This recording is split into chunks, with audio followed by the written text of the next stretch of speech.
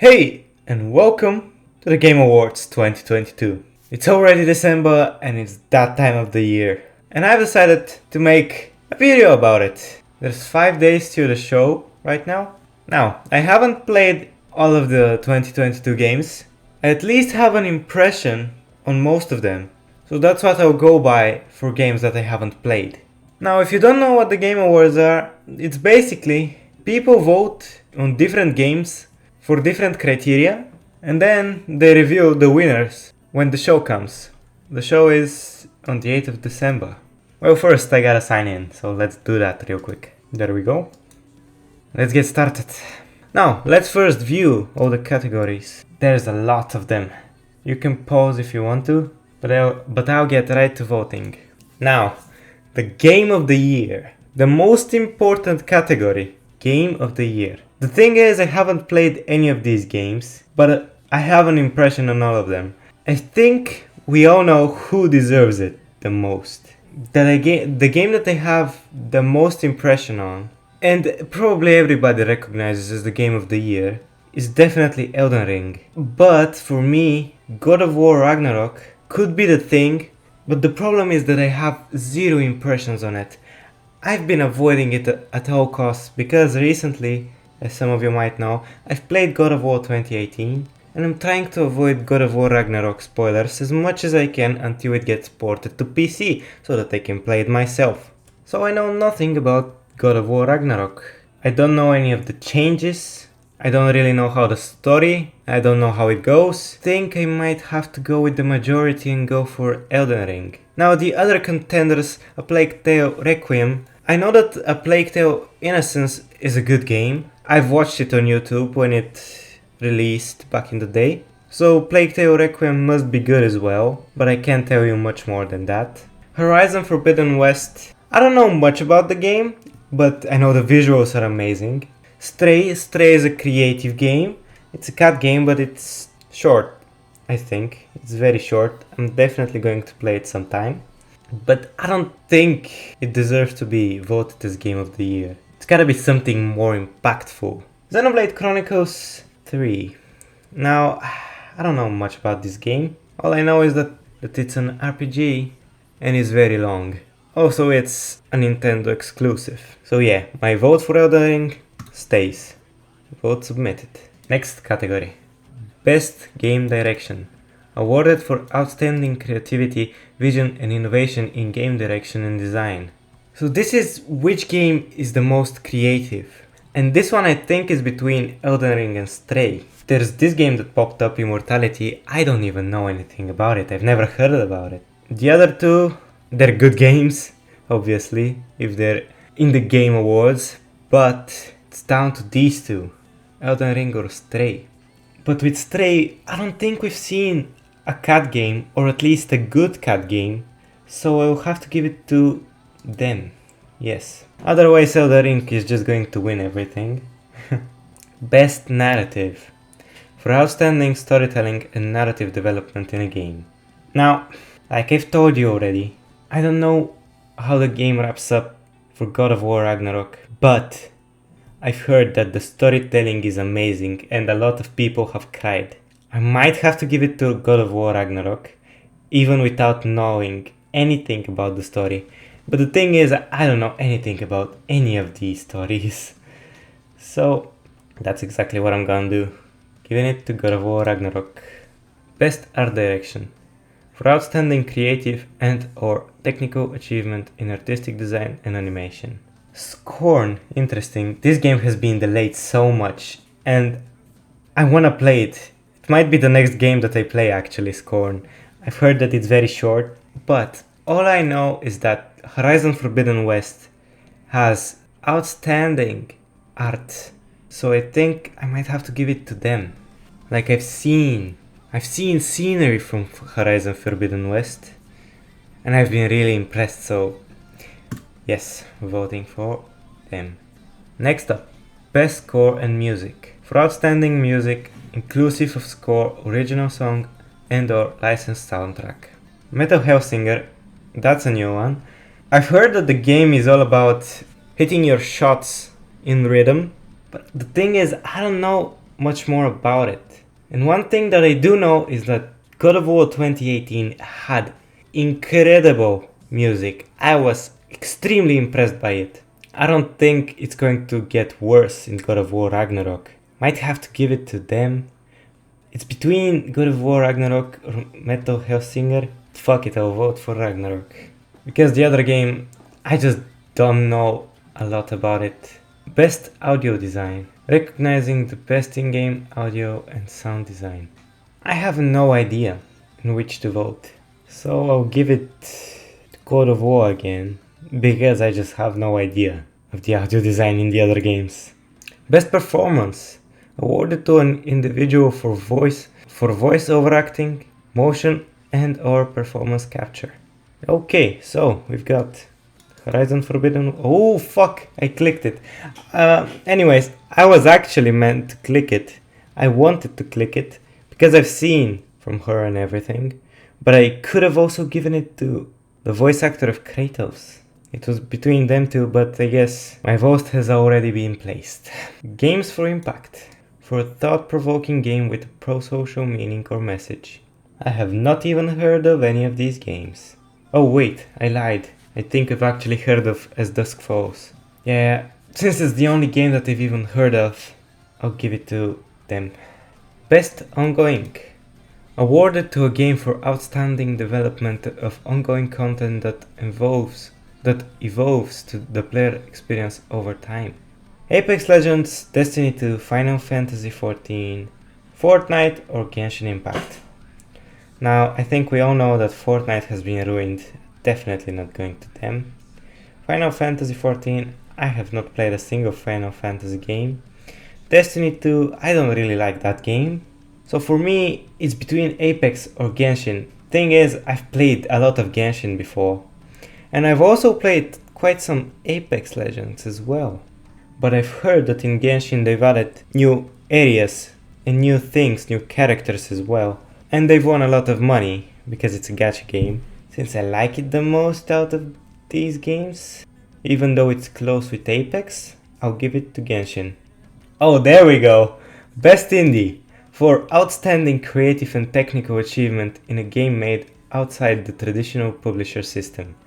There we go! I wanted this game to pop up and it finally has. Sifu! One of my most favorite games of the year, definitely. Not that I've played a lot of the games of 2022, but Sifu has definitely made an impact on me. An amazing game if you haven't played it. Just go and give it a try. You won't regret it. Out of these games, I'm definitely giving it to Sifu. Best mobile game. Diablo Immortal, I've heard that it's terrible. Apex Legends Mobile, I haven't played that, but I have played Genshin on mobile, and it's like the normal game, so it was pretty good. Marvel Snap, I don't even know what this is, and I don't even know what this is as well. So I'll have to go for Genshin again. And yeah, it's quite relevant because I played Genshin in the beginning of the year. Best Community Support. Recognizing a game for outstanding community support, transparency and responsiveness, inclusive of social media activity in game updates, patches. Apex Legends, Destiny 2, Final Fantasy XIV, Fortnite and No Man's Sky. Now, Apex is decent with it, Fortnite is actually terrible with it, so definitely not going to them. Final Fantasy, I don't know much about it, Destiny, nah. But I do know how much No Man's Sky has improved over the years, and I think I might have to go for them. I haven't played the game myself, and this is definitely going to change sometime, but I've heard that it only gets better and better with every update and patch, compared to what it was when it released. That's where my vote goes. Innovation in accessibility. Recognizing software and or hardware that is pushing the medium forward by adding features, technology and content to help games be played and enjoyed by an even wider audience. But the games that I'm seeing here, the only game that I know for a fact has good innovation in accessibility is The Last of Us Part 1. I've heard people talk about the accessibility part in The Last of Us Part 1, so I'll have to give it to them. Because about the other ones I have no idea. Best VR AR. I have not played a single game on VR ever. I do not know what these games are. This, after the full game, looks interesting and with pretty good graphics for a VR game. But I've seen Among Us VR gameplay. It seems quite interesting. I'll give it to them since I've played Among Us. Not on VR, but I've played Among Us before. Like probably everybody. Best action game. For the best game in the action genre focused primarily on combat. Now, out of these games, I'm definitely going to vote for Sifu. I've also seen and heard good things about Bayonetta games. Yeah, my vote is still going to Sifu. Best action adventure. For the best action adventure game combining combat with traversal and puzzle solving. Okay, now for this. Even though I haven't played these games, I've seen a bit of Tunic. And Tunic seems like the best action adventure. It's a Zelda-like game, but I think it deserves it. So I'm giving it to them. Best role-playing game. For the best game designed with rich player character customization and progression, including massively multiplayer experiences. For me it's between Elden Ring and Pokemon Legends Arceus. The better game overall is probably Elden Ring, so gotta give it to them. Best fighting. For the best game designed primarily around head-to-head combat. Didn't we already have a similar category? I think you already know where my vote is going. Sifu, you're welcome. Best family. For the best game appropriate for family play, irrespective of genre or platform. Cool. So, it's mostly Nintendo games that I'm seeing here, but we've got one that I've seen gameplay of, and I think it would be cool to play with a second person. When I was a kid, I was watching all of these Lego games being played by different people, and I was enjoying it a lot. So I definitely think that Lego Star Wars The Skywalker Saga is a good game. I bet it is. Best sim strategy. Best game focused on real-time or turn-based simulation or strategy gameplay, irrespective of platform. Wow, well, thing is, I have nothing to say about any of these games. So go with the one that seems most known to me, and it's probably Mario. Best sports racing. For the best traditional and non-traditional sports and racing game. I'm quite biased about this. Listen, I'm a football fan. I have literally every FIFA from FIFA 14 to FIFA 23, and I'm currently playing FIFA 23 as well. Now it might be just because of my bias, but it's definitely going to FIFA 23. There's nothing else that it can get beaten by. I just love football so much. Best multiplayer. For outstanding online multiplayer gameplay and design, including co-op and massively multiplayer experiences, irrespective of game genre or platform. Now, I've played Overwatch 2, and I was quite disappointed by it. The game feels worse for me than Overwatch 1, but it's still probably the best out of the options here. For new players the game might feel amazing, but for me, it kinda feels like a downgrade since I prefer Overwatch 1, but it's still, like I'm saying, the only game that I've played here, and probably the best out of the options. There goes my vote. Content Creator of the Year. What the fuck? Who are these guys?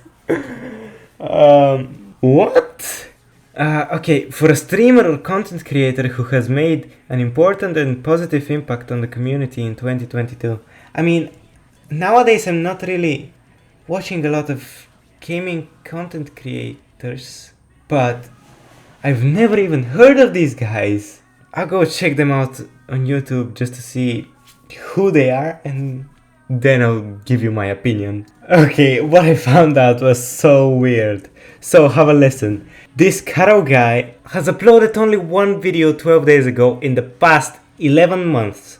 How is he here? I have no idea. Ludwig uploads weird content.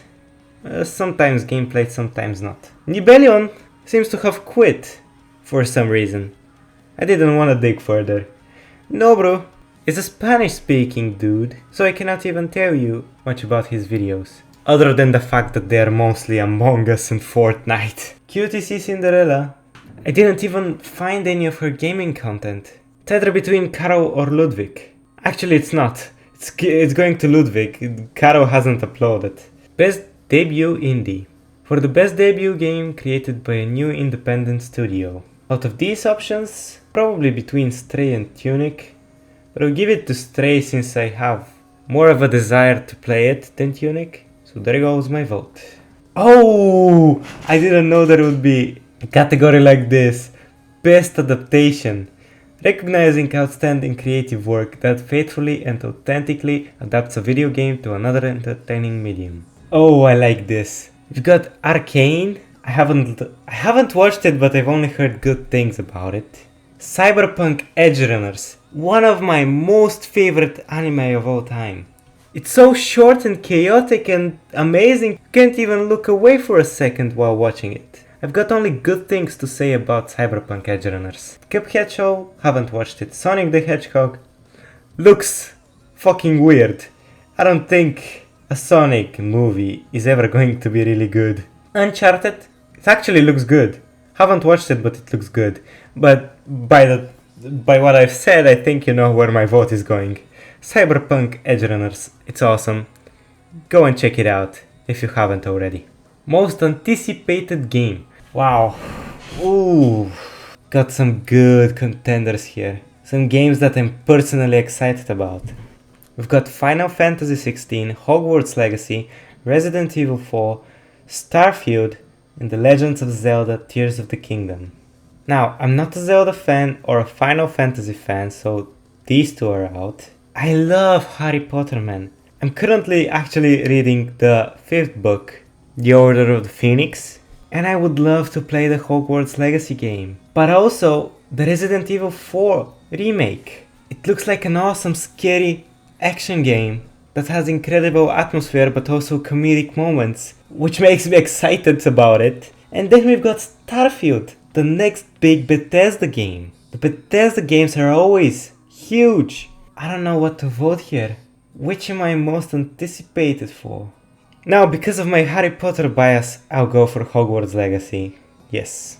Now for best esports game. For the game that has delivered the best overall esports experience to players, inclusive of tournaments, community support and content updates, irrespective of genre or platform.